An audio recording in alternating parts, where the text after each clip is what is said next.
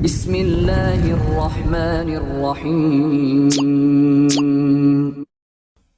Dan insya Allah kita akan mempelajari bagaimana utang yang dilakukan oleh Rasulullah Sallallahu Alaihi Wasallam, dan beliau memberikan barang gadai. Kemudian apa hikmah Rasulullah Sallallahu Alaihi Wasallam memberikan barang gadai?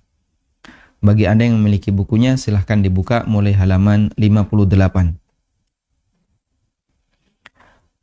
Setelah kita mengetahui bahwa Nabi Sallallahu Alaihi Wasallam berutang dan para ulama memberikan penjelasan tentang latar belakangnya, di antaranya adalah pertama karena itu terpaksa, atau yang kedua dalam rangka untuk menjelaskan bahwasanya praktek seperti ini diperbolehkan, dan beberapa faktor dan penjelasan yang lainnya. Kemudian kita akan mempelajari Nabi Sallallahu Alaihi Wasallam memberikan barang gadai ketika beliau berutang. Untuk menjamin keamanan utang, dianjurkan untuk memberikan barang gadai. Merupakan satu kebiasaan masyarakat, nilai barang gadai harus lebih besar daripada nilai utang. Dan insya Allah nanti akan ada pembahasan tersendiri tentang masalah gadai, sehingga bagian ini tidak kita detailkan.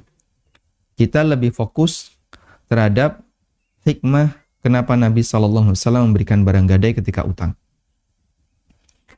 Tentang keberadaan gadai, Allah memberikan arahan dalam firman-Nya.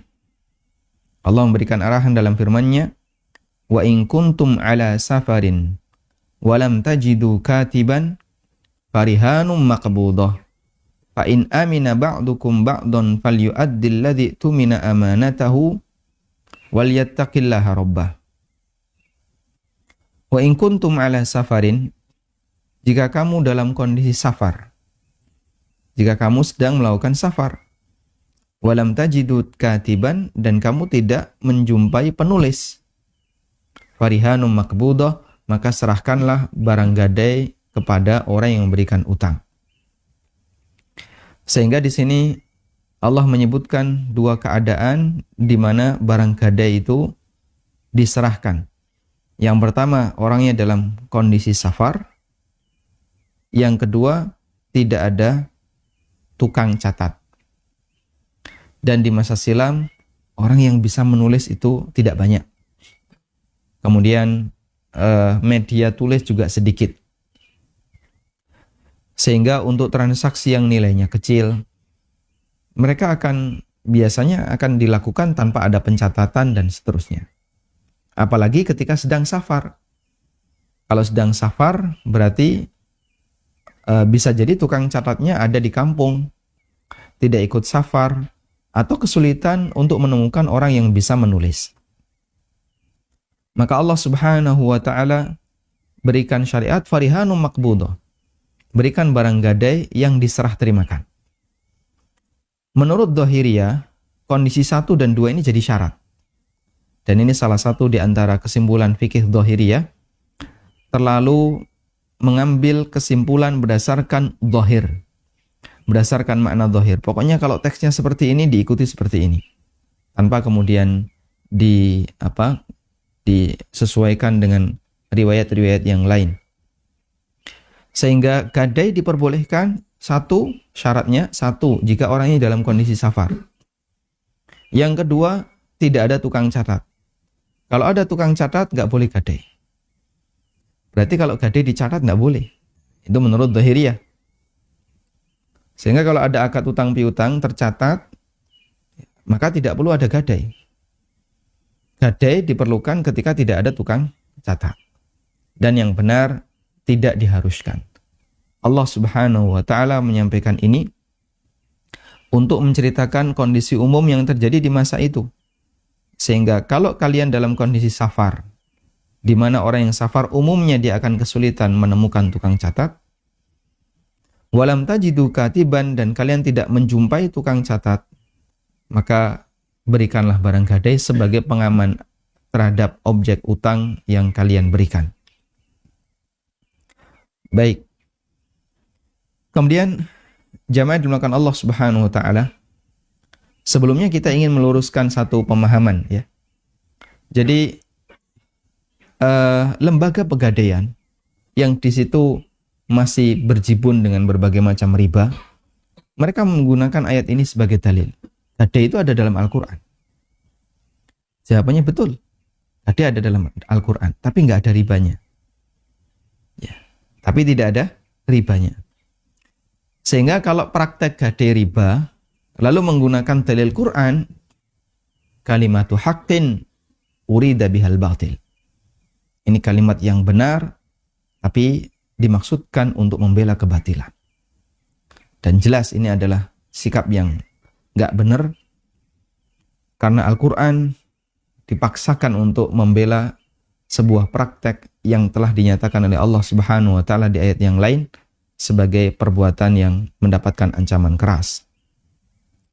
Karena itu wallahu ta'ala alam, bahwasanya ketika ada orang memiliki lembaga tertentu yang komersil, ya, kemudian dia gunakan ayat Al-Quran dalam rangka untuk promosi, padahal di situ ada pelanggaran, ini tidak boleh. Allah Subhanahu wa Ta'ala tidak pernah memerintahkan perbuatan yang isinya maksiat. Ya. Innallaha ya'murukum bil adli wal ihsan. Allah hanya memerintahkan yang adil dan berbuat baik. Sehingga Allah tidak pernah memerintahkan untuk berbuat maksiat.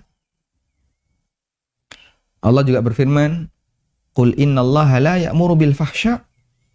Katakan Allah tidak pernah memerintahkan perbuatan keji. Sehingga kalau ada perbuatan menyimpang, lalu diklaim itu sesuai dengan Quran, ini sangat berbahaya.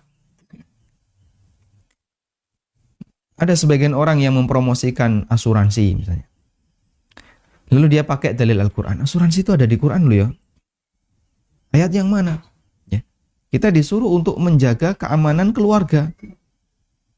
Ya, disuruh untuk menjaga keamanan keluarga, memberikan jaminan yang baik bagi mereka, bukan dengan cara asuransi. Ya, bukan dengan cara asuransi yang di situ berisi dengan goror dan nilai gorornya besar. Demikian pula Allah Subhanahu wa Ta'ala membolehkan gadai. Tapi bolehnya gadai ini tidaklah menunjukkan bolehnya gadai ribawi. Dan yang kita permasalahkan adalah transaksi ribanya. Baik, kita lanjutkan. Dengan adanya gadai, tanggungan utang akan lebih ringan. Di samping ini sebagai bukti kejujuran bahwa dirinya berkomitmen untuk melunasi utangnya. Karena itulah Nabi SAW memberikan gadai. Dalam riwayat disebutkan baju besi beliau tergadaikan kepada orang Yahudi. Dan tentu saja nilai baju besi yang beliau jadi sebagai objek gadai lebih mahal dibandingkan dengan 30 sok gandum yang dibeli oleh Nabi SAW. Jadi 30 sok. 30 sok itu kurang lebih 90 kilo gandum. 90 kilo beras, 1 kintal. Kemudian ini dengan baju besi. Baju besi yang itu merupakan perlengkapan perang. Kira-kira lebih mahal mana? Tentu jawabannya lebih mahal baju besi. Nabi SAW menyerahkan baju besi untuk membeli 90 kg gandum. Kemudian ketika orang meninggal dunia, sementara utangnya belum lunas, barang gadai bisa digunakan untuk pelunasan atau ditebus untuk ditarik kembali. Dan disitulah utang akan lebih terjamin aman karena ada barang gadai. Ketika Nabi SAW wafat, baju besi beliau ada di tangan orang Yahudi. Artinya utang itu belum lunas. Dan kemarin sudah kita sebutkan ya, pernyataan Az-Zarqani menukil dari keterangan Al-Qurtubi. Ammaran Nabiyyu sallallahu alaihi wasallam fi dhimmatihi ad-dain. Nabi SAW mengakhiri hayat beliau dan beliau punya tanggungan utang. Kenapa sampai terjadi demikian? Ada keterangan dari Al-Qurtubi bahwasanya Padahal Nabi SAW tidak menyukai utang, dan dijelaskan oleh Al-Qurtubi karena itu terjadi disebabkan terpaksa. Dan Nabi SAW punya pelunasan. Nah, yang muncul pertanyaan begini ya. Jadinya muncul pertanyaan begini. Kemarin orang yang mati tapi utang belum lunas. Meninggal dan utang belum lunas. Yang terjadi apa? Yang terjadi tidak bisa tenang. Sekarang kondisi Nabi kita sallallahu alaihi wasallam pada saat beliau wafat sallallahu alaihi wasallam, utang beliau belum lunas. Terus gimana? Apakah kemudian beliau tidak bisa tenang? Subhanallah. Tentu tidak demikian. Lalu apa yang dimaksud dengan kalimat ini? Ini berlaku jika mayit tidak memiliki harta, tidak memiliki harta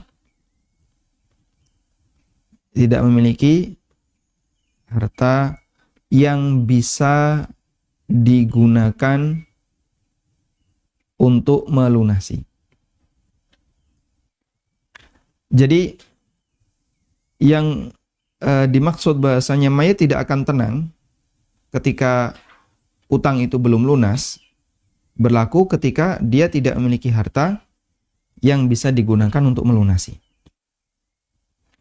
Tapi kalau dia punya harta yang bisa digunakan untuk melunasi, maka tanggung jawab ahli waris untuk menyisihkan harta mayit, harta yang ditinggalkan oleh mayit dalam rangka menutupi utangnya. Baik. Karena itu yang dilakukan oleh Rasulullah Sallallahu Alaihi Wasallam, beliau berutang dan sampai beliau wafat utang itu belum lunas. Rasulullah Sallallahu Alaihi Wasallam punya media untuk melunasi. Apa itu? Baju besi. Namun di zaman Abu Bakar As-Siddiq radhiyallahu anhu, karena ini adalah baju besi Rasulullah SAW yang punya nilai keistimewaan, baju besi itu baru bisa ditebus di zaman Abu Bakar radhiyallahu anhu, ketika Abu Bakar menjadi khalifah. Tayyib. Kemudian kita lanjutkan. Apa hikmah gadai Nabi sallallahu alaihi wasallam dengan Yahudi? Kejadian Nabi sallallahu alaihi wasallam menggadaikan baju besinya ke orang Yahudi memberikan beberapa pelajaran bagi kita, di antaranya. Yang pertama, zuhudnya Rasulullah sallallahu alaihi wasallam terhadap dunia. Sehingga Nabi sallallahu alaihi wasallam ketika dikasih pilihan oleh Allah Subhanahu wa taala untuk menjadi, jadi beliau pasti jadi nabi. Lalu dikasih pilihan oleh Allah Subhanahu wa taala untuk menjadi raja ataukah menjadi hamba. Nabi Muhammad SAW dikasih pilihan malikan nabiyya au abdan nabiyya. Muhammad, pilih, apakah kau mau menjadi seorang raja dan sekaligus nabi, ataukah seorang hamba dan sekaligus nabi? Kemudian Jibril mengatakan kepada beliau sallallahu alaihi wasallam, tawadhu ya Muhammad, kedepankan sikap tawadhu wahai Muhammad. Fakhtara abdan nabiyya. Kemudian Nabi sallallahu alaihi wasallam lebih memilih menjadi hamba yang sekaligus nabi. Karena itu Rasulullah sallallahu alaihi wasallam banyak dipuji oleh Allah dalam Al-Qur'an dengan sebutan hamba. Coba kita sebutkan riwayatnya ya. Di mana Nabi sallallahu alaihi wasallam disebut oleh Allah atau memilih hamba untuk menjadi hamba dan sekaligus nabi. Maqamul ubudiyah.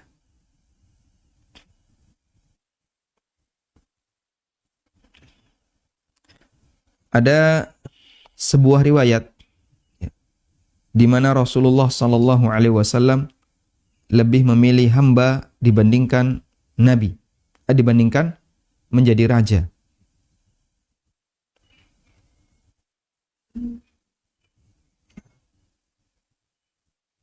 Baik.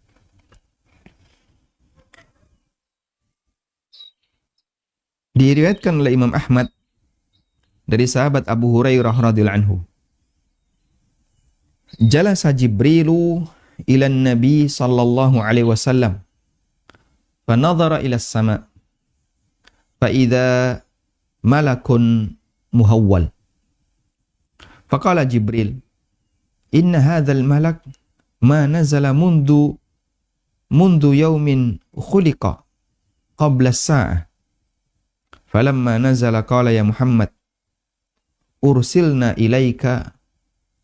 arsalana ilaika rabbuka amulkan nabiyya yaj'aluka am abdan rasulah. Jibril dengan Nabi SAW satu ketika beliau pernah bersama. Fanadhara ila sama, kemudian Jibril melihat ke arah langit. Fa'idha malakun muhawwal. Lalu ada malaikat yang turun. Faqala Jibril, lalu Jibril mengatakan, malaikat ini tidak pernah turun sejak dia diciptakan sampai saat ini. Falamma nazala, setelah malaikat ini turun, qala, malaikat yang turun tadi mengatakan kepada Nabi sallallahu alaihi wasallam, "Wahai Muhammad, arsalana ilaika rabbuk." Rabbmu mengutus kami. Amalikan nabiyya yaj'aluka. Apakah Allah akan menjadikanmu sebagai raja dan sekaligus nabi? Am abdan rasulah. Ataukah Allah akan menjadikanmu sebagai hamba dan rasul? Kau pilih yang mana? Qala Jibril, Jibril mengatakan kepada Nabi sallallahu alaihi wasallam, "Fatawadhu' li rabbika ya Muhammad." Kedepankan sikap tawadhu di hadapan Rabbmu wahai Muhammad. Qala, kemudian Nabi SAW mengatakan, "Bal abdan rasulah." Aku lebih milih jadi hamba yang sekaligus rasul. Hadis riwayat Ahmad dari sahabat Abu Hurairah radhiyallahu anhu. Kemudian diriwayatkan dari Yahya bin Abi Katsir secara mursal bahwa Nabi SAW pernah mengatakan, "Akulu kama ya'kulul abdu." Saya makan dengan gaya sebagaimana gayanya budak. Budak itu kalau makan tidak ongkang-ongkang, ya, tidak sebagaimana cara raja makan sambil bertelekan, tidak. Sehingga makanya Nabi SAW adalah makan yang diiringi dengan sikap tawadhu. Wa ajlisu kama yajlisul abdu. Aku duduk sebagaimana duduknya budak. Fa innama ana abdun, karena aku hanyalah seorang hamba. Diriwayatkan oleh Ibnu Sa'ad dalam tabaqatnya. Tayyib. Maka disinilah bagaimana ketawaduan Rasulullah Sallallahu Alaihi Wasallam dan zuhudnya beliau terhadap dunia, sehingga ketika beliau ditawari untuk jadi raja, Nabi Sallallahu Alaihi Wasallam lebih milih saya jadi hamba. Sehingga beliau tidak punya obsesi sepeser pun untuk mengumpulkan dunia. Andaikan Uhud dijadikan sebagai emas, lalu diserahkan kepada Nabi Sallallahu Alaihi Wasallam untuk menjadi kekayaan beliau, Allah mampu untuk melakukannya. Beliau sama sekali tidak memiliki obsesi terhadap dunia. Hingga sampai akhir hayatnya, Nabi Sallallahu Alaihi Wasallam memberi nafkah berupa makanan kepada para istri beliau Sallallahu Alaihi Wasallam dan keluarganya dengan cara utang makanan. Coba ya, cari orang yang hanya untuk makan saja ngutang di sekitar daerah Anda. Jarang ya. Jarang. Kalau beli motor ngutang, banyak. Kalau beli mobil ngutang, banyak. Ya. Kalau beli apalagi misalnya, beli perabotan, mesin cuci, kulkas, ngutang, banyak. Tapi kalau sampai beli beras ngutang, ada nggak? Ada tapi jarang. Tapi saya berjumpa di Jakarta. Untuk makan ngutang. Jadi dia punya mobil, punya motor, dan termasuk orang yang berduit. Tapi makan ngutang. Loh, kok bisa makan ngutang? Pakai kartu kredit. Ya, itu kan ngutang. Subhanallah. Kamu nih kayak orang kampung pelosok yang dia nggak punya duit sama sekali. Nunggu panen. Untuk mau masak beras saja dia harus ngutang dulu karena nunggu panen. Ini kau punya mobil, punya motor. Makan gesek. Geseknya bukan debit ya. Kredit. Ini kayak masa dulu ya. Makan ngutang. Zaman sekarang jarang orang makan ngutang. Kecuali kalau dia memang tidak bisa ngatur keuangannya sehingga duitnya lebih banyak dipakai untuk kebutuhan yang sekunder atau tersier. Sementara yang primer ngutang. Ya. Kalau SPP ngutang banyak. Tapi kalau makan ngutang kayaknya jarang di zaman kita. Karena beras melimpah dan kalaupun orang tidak mampu betul-betul, tidak mampu, banyak orang yang bisa ikut nyumbang. Namun Rasulullah SAW untuk memberi makan, untuk nafkah beliau dan keluarga beliau, Nabi SAW berutang. Beliau SAW pernah mengatakan, Mali wali dunya, ma'ana wad dunya. Apa kepentinganku dengan dunia? Ma'ana wad dunya. Innama mathali wa mathalu dunya karakibin dhalla tahta syajaratin thumma raha wa tarak. Perumpamaan antara aku dengan dunia, kedudukan dunia bagiku, itu ibarat seperti ini. Ada orang yang melakukan perjalanan. Dhalla tahta syajaratin. Lalu dia singgah di bawah sebuah pohon. Thumma raha wa tarakaha. Kemudian dia melanjutkan perjalanan lagi dan dia meninggalkan pohon itu. Perjalanan itu adalah perjalanan menuju Allah. Dan pohon tempat beliau singgah itulah dunia. Jadi Nabi SAW cuman, apakah beliau tidak mengambil dunia sama sekali? Mengambil. Apa yang beliau ambil? Seperti itu. Orang yang melakukan perjalanan, lalu singgah sebentar di bawah pohon tadi, kemudian beliau berangkat lagi. Namanya orang singgah, ada nggak dia punya keinginan untuk bangun rumah di situ? Melakukan perjalanan terus singgah di bawah pohon. Adem gini ya. Tak bangun rumah sekalian. Nggak ada orang kayak gitu. Karena obsesinya, keinginannya adalah ingin segera sampai di tempat tujuan. Maka beliau tidak menikmati lama di situ, paling hanya secukupnya untuk kebutuhan beliau agar mengembalikan energi, selanjutnya bisa melanjutkan perjalanan. Maka manusia yang hidupnya seperti ini, maksimal setiap aktivitas yang dia lakukan, obsesinya akan selalu kembali kepada Allah Subhanahu wa Ta'ala. Tayyib. Yang kedua, pemurahnya Rasulullah Sallallahu Alaihi Wasallam. Ketika beliau masih sehat, Nabi Sallallahu Alaihi Wasallam memiliki beberapa harta. Namun tidak beliau simpan. Karena telah habis beliau bagikan kepada yang lain. Beliau tidak meninggalkan warisan dunia.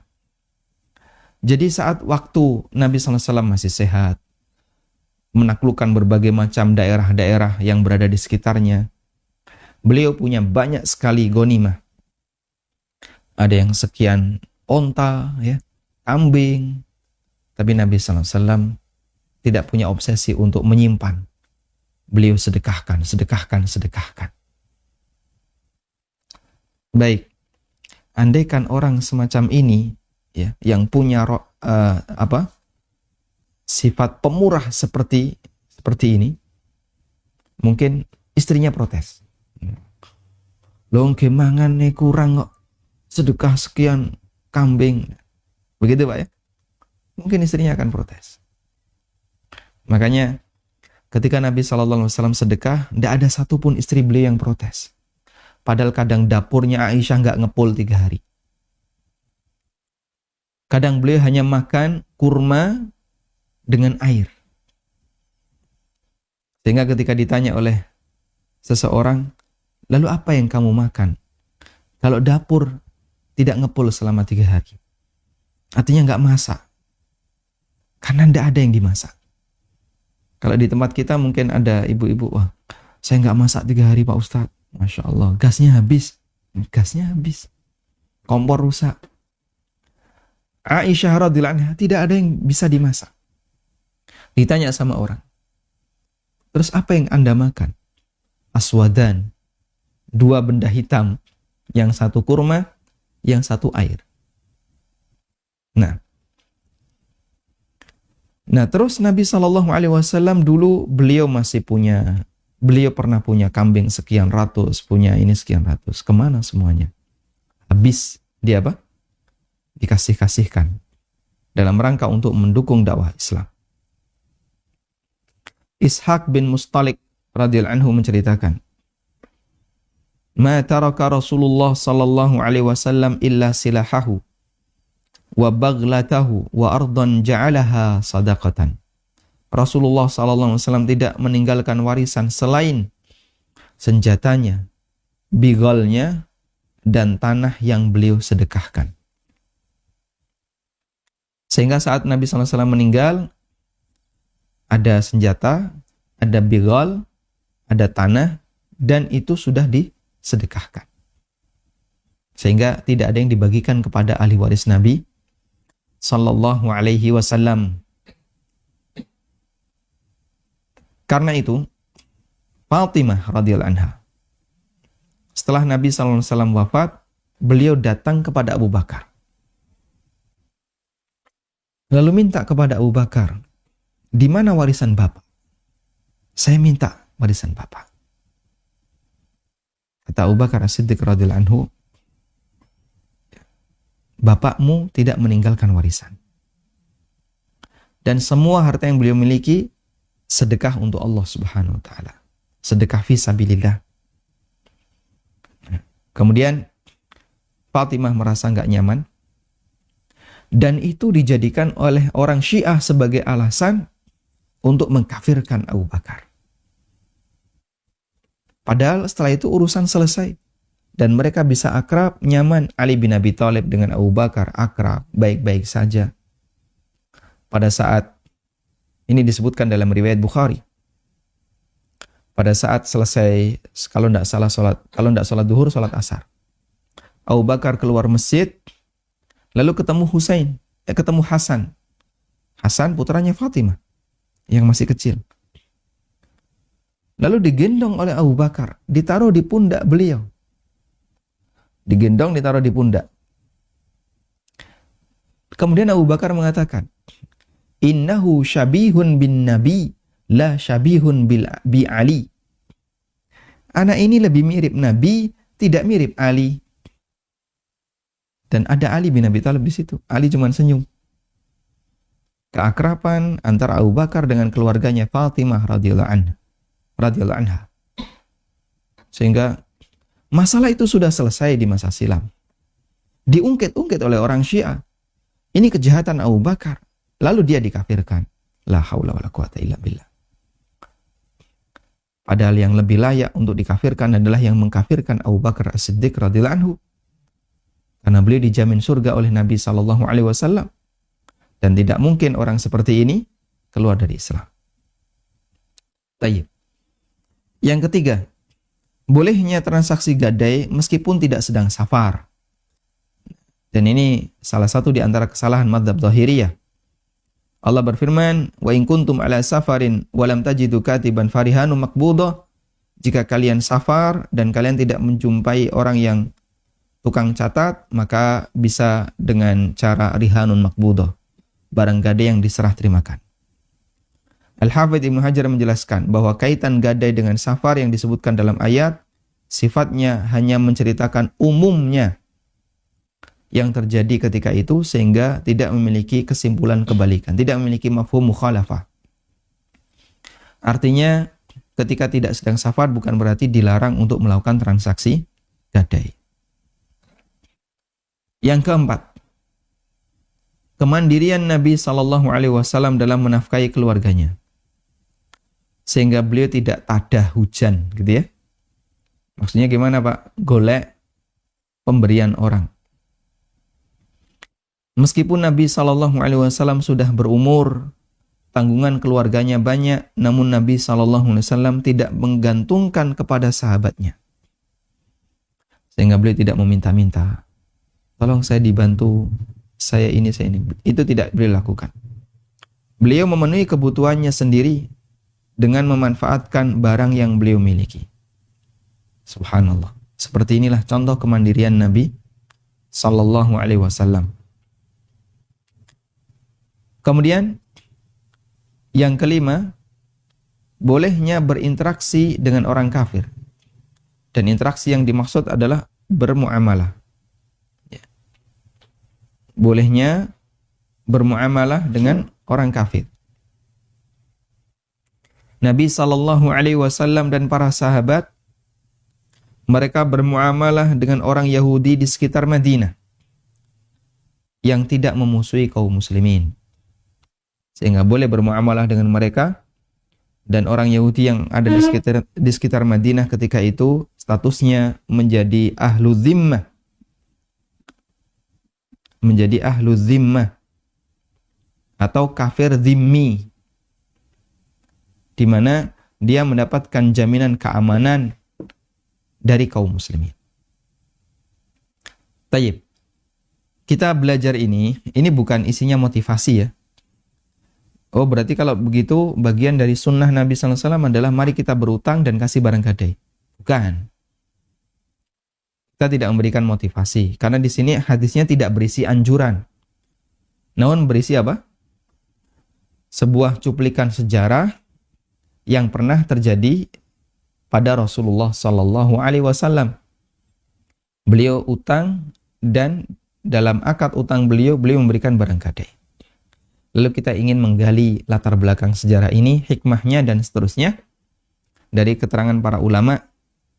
Yang pertama, dalam rangka untuk menjauhkan suudzon kepada Nabi SAW, kenapa beliau punya utang. Yang kedua, untuk menjelaskan beberapa hukum yang berlaku di situ, seperti bolehnya berutang kepada orang kafir, bolehnya menggadaikan alat perang kepada orang kafir selama dia tidak memerangi kaum muslimin, kemudian bolehnya gadai meskipun tidak sedang safar, dan beberapa hukum yang bisa kita gali di sana. Demikian, semoga bermanfaat. Wassallallahu ala nabiyyina Muhammadin wa ala alihi wa sahbihi wasallam.